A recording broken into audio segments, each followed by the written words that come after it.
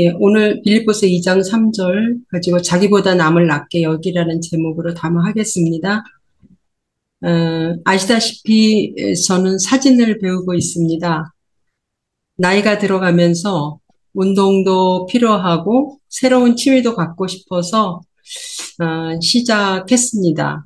사진을 찍으러 다니면 운동도 되고 아름다운 풍경을 담는다는 것이 매력적으로 느껴졌거든요.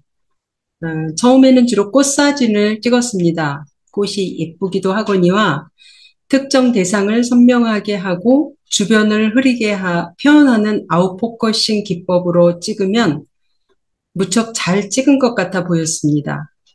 이 기법은 주로 초보들이 즐겨 사용하는 방법이기도 했습니다.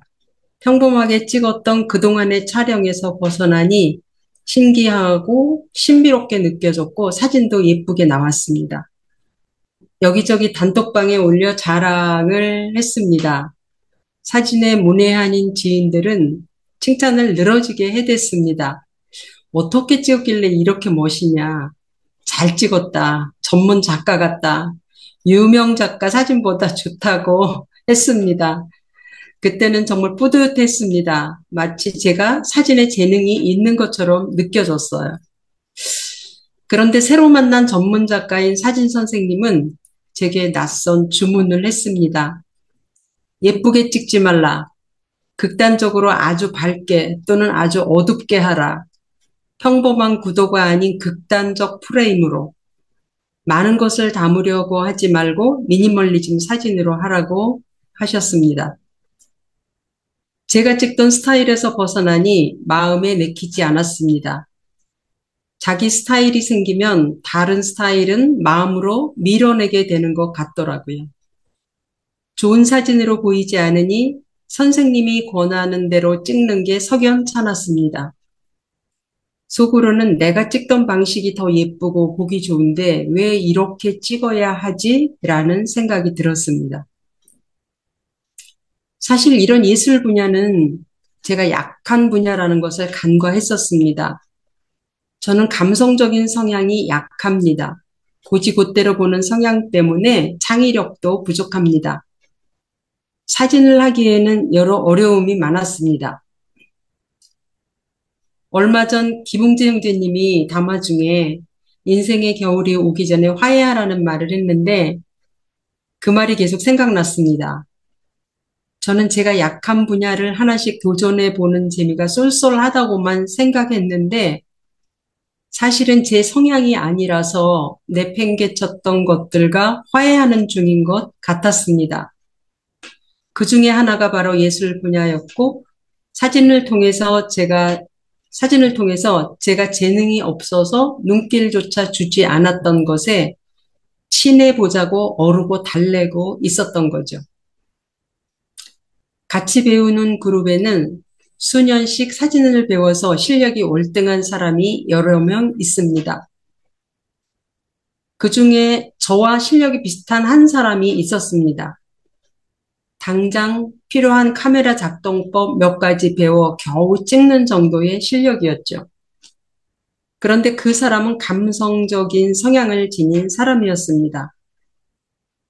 어느 날 보니 저와는 천지 차이로 잘 찍고 있는 걸 보게 되었습니다. 감성적인 사람은 보는 눈이 다르다는 걸 실감했습니다. 아무리 그런 감성 사진을 찍으려 해도 저는 안 되었습니다. 제가 못 쫓아가는 수준이었습니다. 솔직히 처음에는 시기심도 들었고 나도 그만큼 배웠는데 왜 나는 안 될까 하는 속상함도 있었습니다. 하지만 지금은 제 안에 있는 감성적이지 못한 단점과도 화해하려고 여러 가지 시도해보고 있습니다. 마음을 열고 다른 것을 수용하게 되면서 투박하지만 한 걸음씩 단점을 향해 나아가게 되는 것을 보게 됩니다. 외면했던 사람과의 관계도 한 걸음씩 다가가게 되는 것 같아 기쁘기도 하고요. 최근 저도 참여한 대규모 사진 전시회에서 좋은 사진을 눈에 담아 제 사진 활동에 도움되기를 바라며 관람했습니다. 2,000점이 넘는 사진이 전시되어 있었는데 제 관람 기준은 제가 찍고 있는 스타일을 기준으로 삼고 있었습니다. 제가 배우고 있는 사진 선생님의 특기가 미니멀리즘 사진이다 보니 배우는 저도 자연스럽게 선생님 스타일을 따라가게 되었습니다. 간결함과 여백의 미를 통해 시각적으로 강렬한 메시지를 전달하는 듯한 사진이 정석인 것처럼 느껴졌고 점점 이런 사진이 좋아 보였습니다. 그런데 미니멀리즘에 가까운 간결한 사진을 척도로 보다 보니 마음에 드는 사진이 생각만큼 많지 않았습니다. 비판적인 시각으로만 보고 있었던 거죠. 훌륭한 사진들이 많았는데도 제 눈으로 보기에는 높은 점수를 주고 싶지 않은 것들이 있었고 초보가 찍은 것 같은 사진, 핸드폰 카메라로도 충분히 찍었을 것 같은 사진이라는 생각이 들었습니다. 특히 단체로 참석한 중국 작가들의 사진은 대부분 기록 사진이었습니다. 전시장을 함께 방문한 친구와 저는 기념사진을 찍은 것 같다. 저건 핸드폰으로 찍었나 봐 하며 낄낄거렸습니다. 한 친구는 제게 저게 무슨 작품이냐며 혹평을 했고 저도 그 사진들에는 작품성이 없는 것 같고 왜 저런 작품을 전시하는지 이해가 가지 않았습니다. 그런데 나중에서야 깨달았습니다. 저는 왕초보 작가가 보는 눈으로 제 기준으로 다른 사람의 사진을 비하하여 평가하고 있었던 것입니다. 왕초보 작가가 보는 눈은 역시 왕초보였던 거죠. 그런데 사진 선생님이 조언해 주셨습니다. 작가가 무엇을 말하고 싶은지를 먼저 보라고 하셨습니다. 이 말을 듣고 난 후 각각의 작품 앞에 서는 제 마음이 완전히 달라졌습니다. 이 조언은 남의 작품뿐 아니라 모든 것을 대하는 데 통용되는 말인 듯 싶었습니다. 특히 사람을 대할 때는 더욱 이러해야 할 것 같았습니다. 표현 방식은 다르지만 상대가 무엇을 말하고 싶은지, 의도가 무엇인지에 귀를 기울이는 것, 있는 그대로 존중해 주는 것, 그대로 봐주는 것이 중요하다는 걸 깨달았습니다. 사람도 동물도 식물도 하나밖에 없는 귀한 존재인데 저는 제 기준으로 평가하고 바꿔보려고 하고 있었던 거예요. 있는 그대로 보는 것, 이것은 제가 잘 못하는 점이어서 더욱 그렇게 느껴진 것 같습니다. 제 기준으로 얼마나 많이 비판해 왔던지요. 저 사람은 왜 저러지? 저 사람은 어떻게 저런 생각을 하고 있을까 하면서 속으로 못마땅해 하기도 했습니다. 제 관점으로 옳고 그름을 재단했던 것이고 내 세계에만 갇혀 있어서 다른 이의 세계는 받아들이지 못한 거죠. 오늘 본문에서 자기보다 남을 낮게 여기라는 말씀에 제 시선이 꽂혔습니다. 평소에는 그냥 술술 넘어가서 다 이해하는 것 같았던 구절인데 이번에 이 문장을 묵상하면서 제 마음이 여기에 오래 머물렀습니다. 자기보다 남을 낮게 여기라는 게 어떻게 하라는 것일까? 남이 더 나은 사람이라고 생각하라는 것일까? 나를 못난 사람으로 여기라는 것일까? 성경이 쉬운 것 같으면서도 곱씹으며 읽으면 더 어렵습니다. 은혜, 성령 충만, 예배, 제사, 기도 등 기독교인이 흔하게 듣고 사용하는 추상적인 단어들을 대할 때는 대충 이해한다고 넘어갔는데 잘 따져보면 이해하지 못하고 왜곡되어 이해했던 용어들도 있어 어렵게 느껴집니다. 이 말씀을 깊이 생각해 보니 단순히 남을 존중하라는 의미는 아닌 것 같았습니다. 자기보다 남을 낮게 여기고는 자기를 비하하는 것이 아니라 타인을 존중하고 섬기는 자세, 상대를 저보다 뛰어난 사람이나 좋은 사람, 훌륭한 사람, 괜찮은 사람으로 보라는 것이 아니라 상대방을 소중하게 여기라는 뜻 같았습니다. 많은 사람을 대하다 보면 어쩌면 저렇게 다양하고 똑같은 사람이 없을까를 느끼게 됩니다. 상대가 보기에 부족해 보여도 한 사람 한 사람은 누구도 대체할 수 없는 소중한 존재이고 존중받아야 할 존재인 것 같습니다. 바울이 이 편지를 쓴 이유도 빌립보 교회에 갈등이 있었기 때문입니다.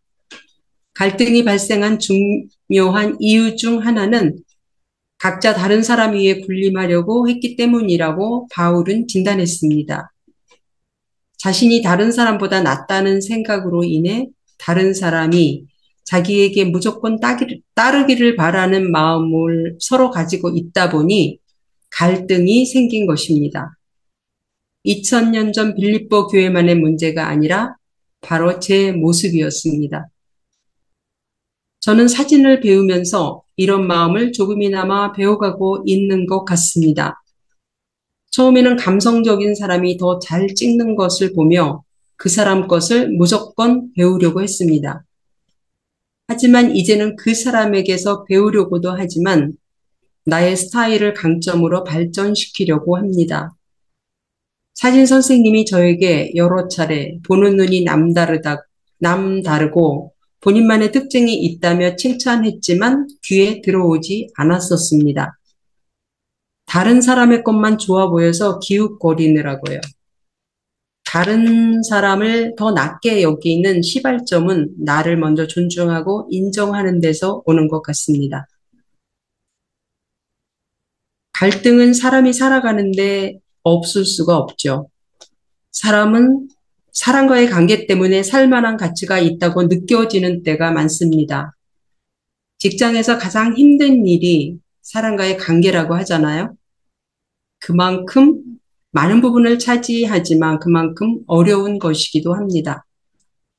저도 여러 방면에서 조금 더 나아지려고 하는 이유 중에 하나가 사람과의 관계를 잘 하려는 것인지도 모르겠습니다.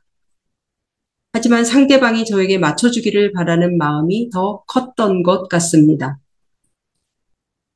앙토냉 질베르 세르티앙주가 공부하는 삶이라는 책에서 한 말이 계속 떠오릅니다. 우리는 자신이 모든 것을 소유하고 있고 모든 일을 할 수 있다고 믿기를 좋아해서 다른 이들의 목소리에는 주의를 기울이지 않곤 한다. 이것을 반대로 말해보면 내가 모든 것을 소유하고 있지 않아서 모든 것을 잘할 수 있지 않다고 믿기를 좋아하면 다른 사람의 목소리에 주의를 기울이곤 한다로 바꿔볼 수 있습니다. 내가 모든 것을 완벽하게 갖고 있다고 생각하는 것이 아니라 내가 아는 것, 할 수 있는 것이 한계가 있다는 생각이 나의 마음을 열게 하는 것입니다.